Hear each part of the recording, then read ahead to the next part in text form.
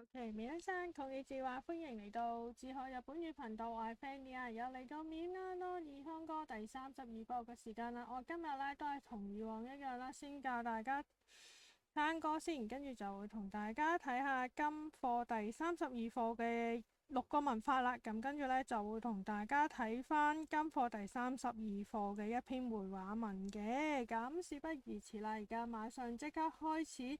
みんなの日本語第32課、今始めましょう。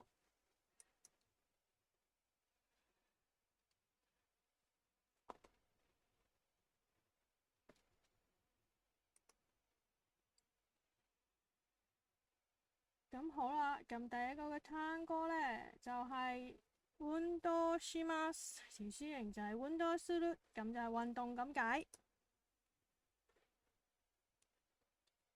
Europe 咁啊，嚟自英文 Europe 嘅，咁啊歐洲啦。十分咁啊，佢嘅漢字寫十分嘅，咁啊其實解充足、充分嘅咁解嘅。咁啊，例如十分な睡眠，咁啊充足嘅睡眠啦，或者充分嘅睡眠啦，咁解嘅。十分な睡眠 ，OK，咁跟住先生，先生呢個字咧，除咗解老師之外咧，亦都可以代表醫生嘅。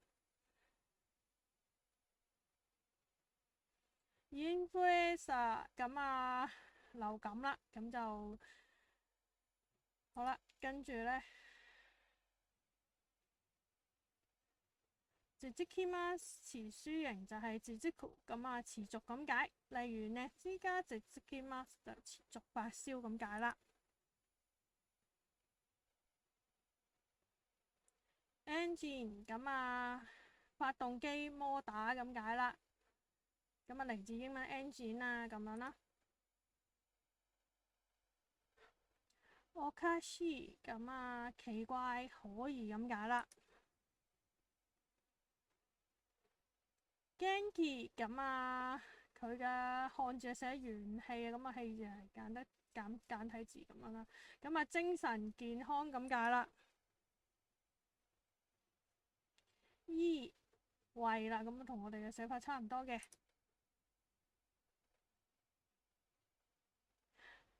それはいけませんね，咁啊那可不太好咁解啦。stress 咁啊精神上面嘅緊張啦、疲勞咁解啦。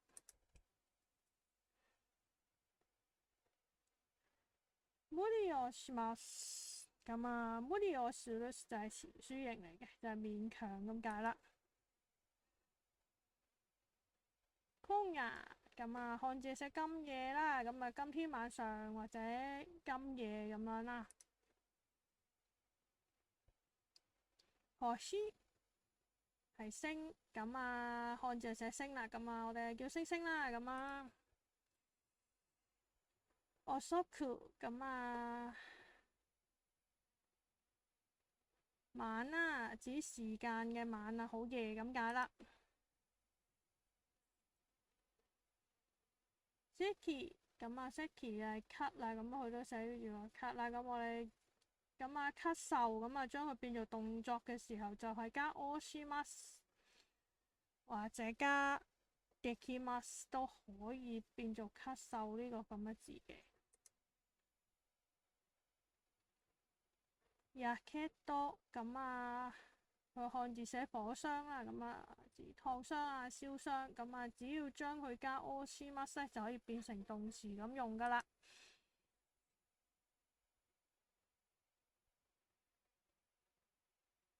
冷ややします咁啊詞書形就冷ややし咁啊咁就使到啲乜乜乜凍咗落嚟咁解啦。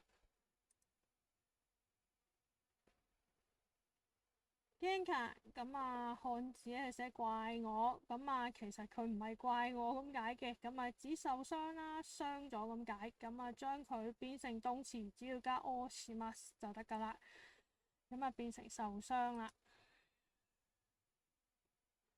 hikimas 潮書型就 hiku 就係患啦，喂，譬如患病咁啊，或者得到啲咩感冒咁啊，咁我哋點作呢？譬如得到感冒咁解。風邪をひきます，咁啊得到感冒咁解啦。夕方就係咁佢漢字寫直方啦，咁係咩呢？就係黃昏啊、傍晚呢段時候啦。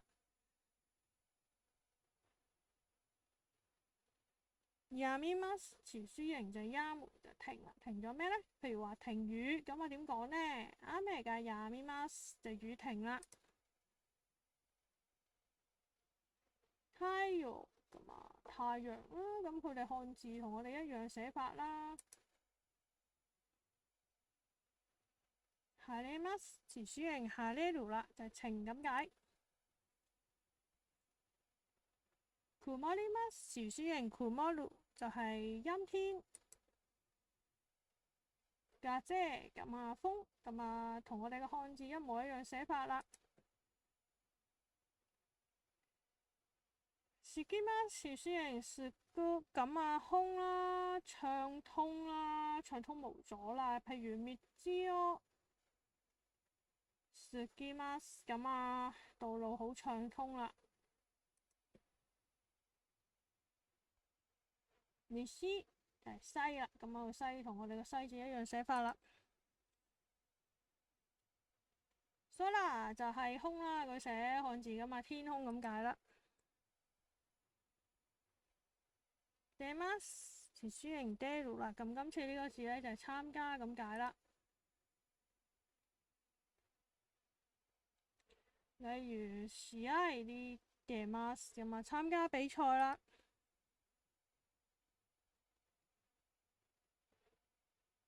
例如 party に出ます參加宴會啦。南南啊，咁啊南啊一樣寫法啦，漢字同我哋嘅寫法一樣嘅。北係北啦，北邊咁啊一樣啦，寫法都係。うるさい咁啊吵鬧啊煩人咁解啦。ごみます潮書型ゴム擁擠好擠塞啊咁樣啦，譬如道をごみます咁啊道路好擠塞啦。水道咁啊水道咁啊究竟咩意思呢？佢漢字寫水道，其實呢就係自來水、自來水管咁解啦。合格します潮書型合格する就合格，咁啊譬如考試合格咁啊點講呢？試験に合格します咁啊考試合格咁解啦。team 咁啊嚟自英文 team 啦，咁啊隊啊團隊都可以用呢個字嘅。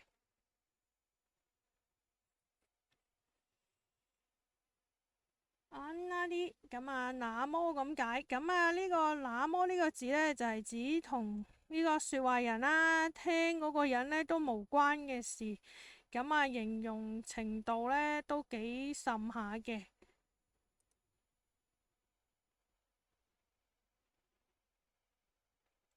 そんなに呢個那麼呢個字呢，就其實呢係指聽嗰個聽話嗰個人呢有關嗰件事啦，同呢件事有關嘅，咁形容程度呢都為之甚。好啦，國際咁啊，佢係寫國際啦，咁啊都係國際嘅，咁但係佢個國字呢就有啲簡體嘅感覺啦。成功します潮書型成功する就係成功咁解啦。失敗します潮書型失敗する咁啊失敗啦。咁啊，譬如考試失敗，scan に失敗します。前に冇呢嘅呢個，前咁前就前啦。咁啊，以前之前咁啊，譬如10分前から很從好早之前咁解啦。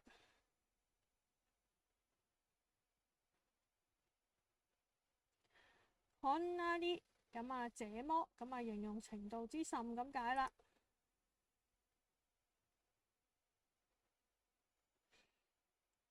星占い咁啊，星占咁啊咩嚟嘅咧？就占卜星相咁嗰啲咁嘅嘢啦。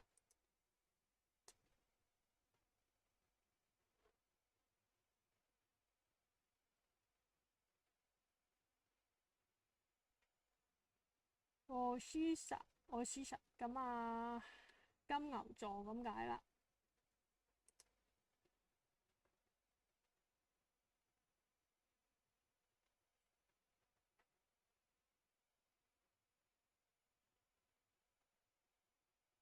働きすぎ咁啊，働きすぎ即係點解咧？超量工作，即係工作超級多，多到咧做都做唔切嘅，要吊哨鹽水嘅咁樣咧，就叫做働きすぎ啦。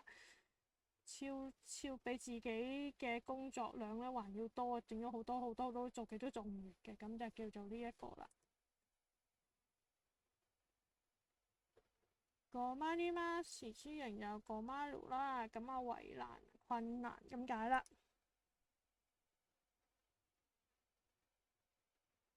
寶くじ咁啊，寶くじ咧就係日本嘅類似六合彩咁啦，咁啊喺呢啲有呢個咁嘅 local 嘅地方咧就可以買到噶啦。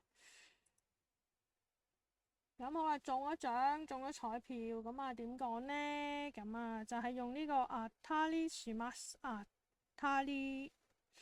たりします，當たる。咁啊，當たる就係詞書形嚟嘅，咁啊中彩票，咁我頭先講過啦。咁中彩票係點講啊？寶くじ當たります，就係中彩票咁解啦。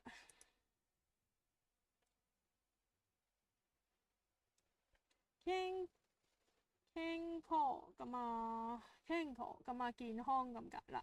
咁啊，佢健康同我哋寫法一模一樣啦。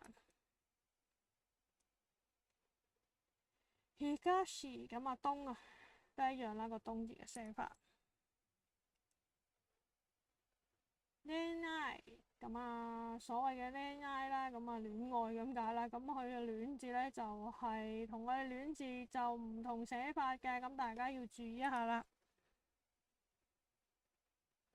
佢必朵咧就係戀人啦，咁個戀字一樣啦，寫法唔同嘅，咁大家要留意翻啦。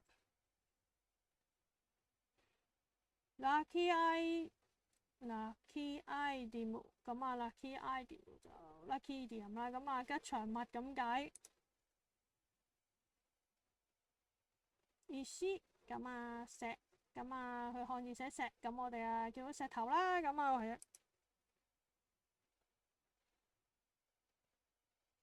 占い咁啊占卜咁解啦。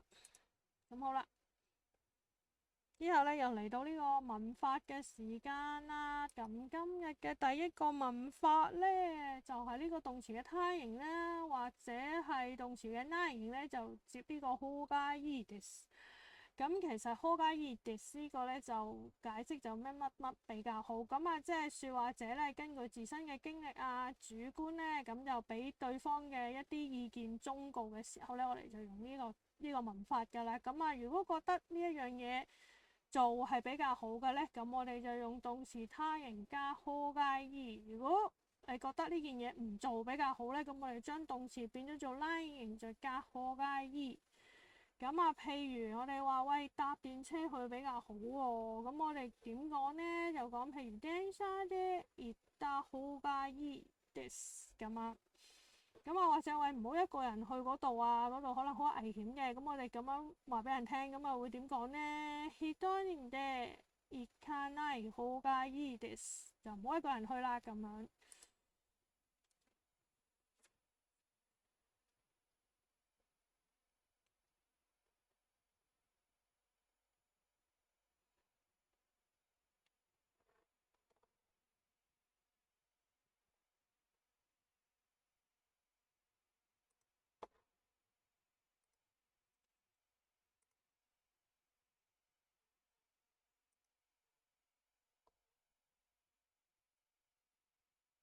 咁好啦，如果係單純建議對方咧去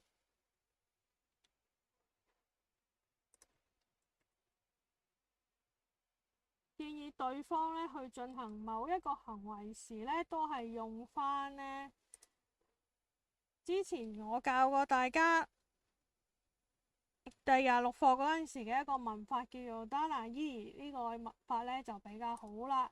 咁啊，譬如我單純建議對方佢話喂，我想去睇下日本嘅寺廟喎。咁佢咁樣提出嘅時候咧，咁我哋話咁你去京都啦。咁呢個時候咧，我哋最好咧就用 Dana E 呢個咁嘅文法啦。咁啊點講咧？譬如話我想去睇下日本嘅寺廟，日本のお寺が見たいんですが。咁啊，跟住答就真京都へ行ったらいいでしょ。咁啊，你去京都啦咁樣。咁我哋呢個時候咧，我哋就用單那伊啦，就唔好用好加伊呢個文法啦。因為咧，好加伊呢個文法咧係俾人咧係一啲建議同埋忠告嘅時候咧先會用嘅。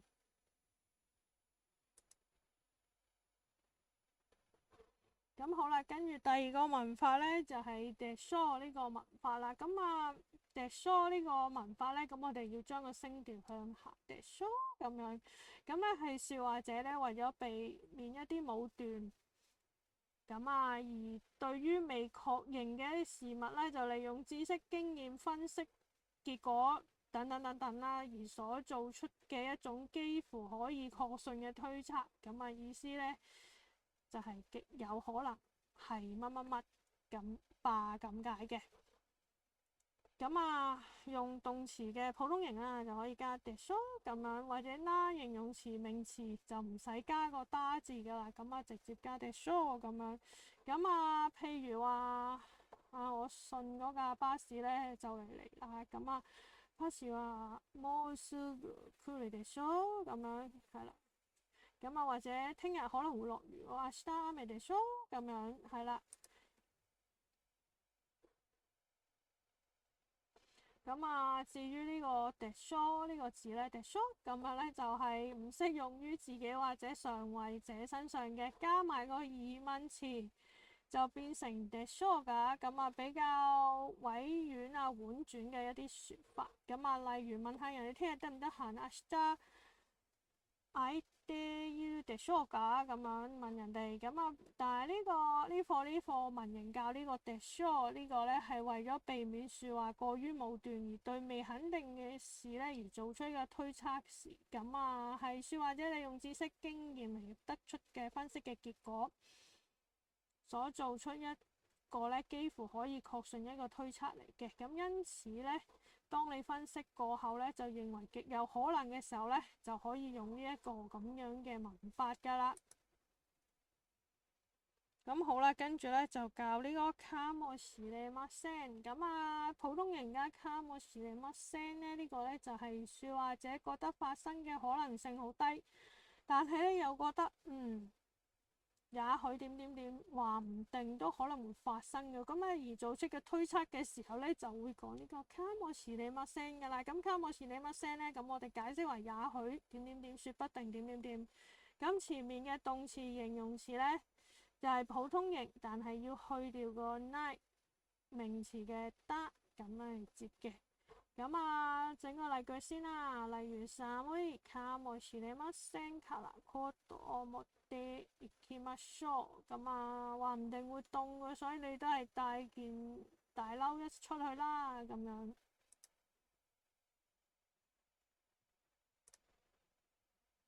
咁啊，加埋再補充呢個かもしれません啦。咁喺會話嘅時候咧，即係口語嗰陣時咧，就可以改成かもしれない，或者再簡單啲かも咁就得㗎啦。例如の店平日は空いてるかもね咁樣啊，嗰間店咧話唔定平日比較冇乜人行嘅吉嘅咁樣。咁啊，至於かもしれません咧，就唔可以變做疑問句㗎。咁你唔好問人明日は雨啦，かもしれません㗎，咁啊唔可以咁樣嘅。唔可以嘅加疑問句咁啦。當你對某件事情發生嘅機率極低嘅事情感到擔憂嘅時候呢，就可以用呢個かもしれません嚟做呢個推測㗎啦。譬如好似また大きな地震が起きるかもしれません，話唔定又會發生大地震喎。咁呢個發生機率可能會好低，但係又感到擔憂，咁你就可以講出咁嘅句型出嚟啦。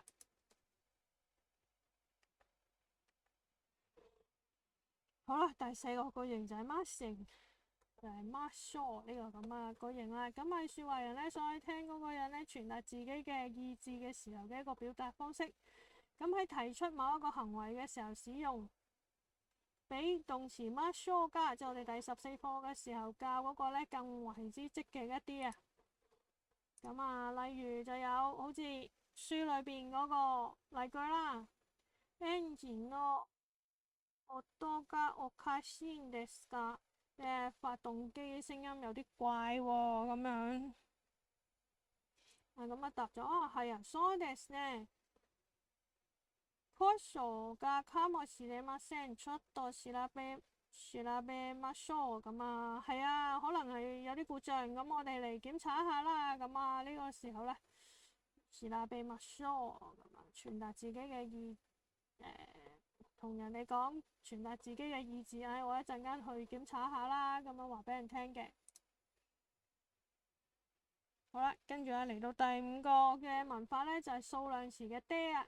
呢個數量詞嘅爹字呢，呢個其實呢，就表示一個最大嘅限度嘅爹嚟嘅。表示某種狀態、動作、事物等所需要嘅金額、時間、數量等嘅最大嘅限度啊。例如1000円でランチが食べられますか？呢個爹就攝喺呢個數呢個錢嘅後邊啦。又問下1000日元可唔可以食呢個午餐呢？1000円對佢嚟講應該係最大㗎啦。1000蚊夠唔夠食午餐啊？呢個爹就係咁樣用㗎啦。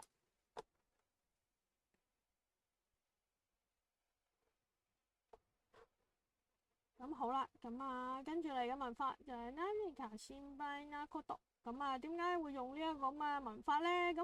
唔係用心配な何か嘅，點解而係用何か心配なこと呢？呢個係一向都係咁樣用噶啦。做好似呢啲咁嘅表達方式呢，仲有何か何もの或者どこか何どころ或者誰か何人或者いつか何時等都係呢啲常用嘅表達方式嚟嘅。希望大家記一記啦。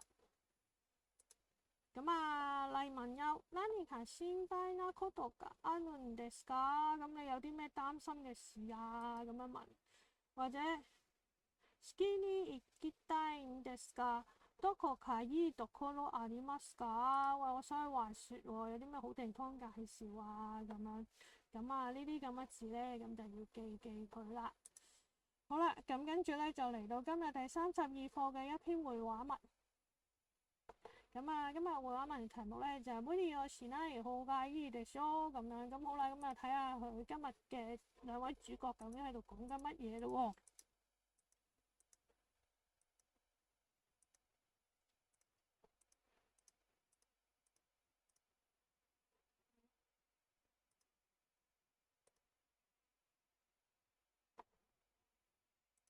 第32課、会話。無理をしない方がいいですよ。シュミットさん、元気がありませんね。どうしたんですか？最近体の調子が良くないんです。時々頭や胃が痛くなるんですよ。それはいけませんね。仕事が忙しいんですか？ええ、残業が多いんです。ストレスかもしれませんね。一度病院で見てもらった方がいいですよ。ええ、そうですね。無理をしない方がいいですよ。ええ。今の仕事が終わったら休みを取ろうと思っています。それはいいですね。咁呢篇會話文其實講緊啲咩呢？就係一個叫小川同埋一個 Jimmy 度神，咁啊 Jimmy 度神，咁我將佢譯為斯米特啦。咁啊呢個人呢，一齊嘅對話啦。咁啊小川就問啦：喂，斯米特先生，點解最近冇乜精神㗎？發生咩事啊？咁啊斯米特就話：喂，最近呢，因為身體嘅真係唔係幾好啊。咁啊有時係頭痛又胃痛。咁啊跟住阿小川就話：哎呀，咁啊真係唔係幾好喎，係咪工作最近太忙啊？咁樣跟住阿斯米特話：係啊。好多 OT 啊，咁跟住小川就話吓，咁可能你精神太緊張喎，最好你去睇下醫生比較好啲喎。咁跟住斯米特都係嘅。咁跟住小川就話啦，咁啊梗係啦，唔好勉強啊，最好啦，係咪先？咁跟住阿斯米特話咁我做埋我手頭上嗰啲嘢之後呢，我想放幾日假。咁跟住小川話咁啊最好啦，咁樣好啦，咁啊再聽多次呢，咁就完咗今日呢一課第32課啦。第32課、会話。無理をしない方がいいですよ。シュミットさん、元気がありませんね。どうしたんですか？最近体の調子が良くないんです。時々頭や胃が痛くなるんですよ。それはいけませんね。仕事が忙しいんですか？ええ、残業が多いんです。ストレスかもしれませんね。一度病院で見てもらった方がいいですよ。ええ、そうですね。無理をしない方がいいですよ。ええ、今の仕事が終わったら休みを取ろうと思っています。それはいいですね。咁好啦，咁今日第32課呢，我就教咗大家呢一個咩啊？動詞嘅他形或者動詞嘅拉形，再加呢個ほうがいいです啦。動詞嘅ます形啦，加呢個ますしょう。咁啊でしょう啦，かもしれません啦，數量詞嘅で啦，同埋呢個何か心配なこと呢個咁嘅文法嘅。咁好啦。咁今日呢，第32課嘅免啦咯耳空歌嘅時間又到啦。咁下個禮拜啦，同樣時間呢，我就教大家呢個免啦咯耳空歌第33課啦。皆さんお疲れ様でした。また來週，拜拜。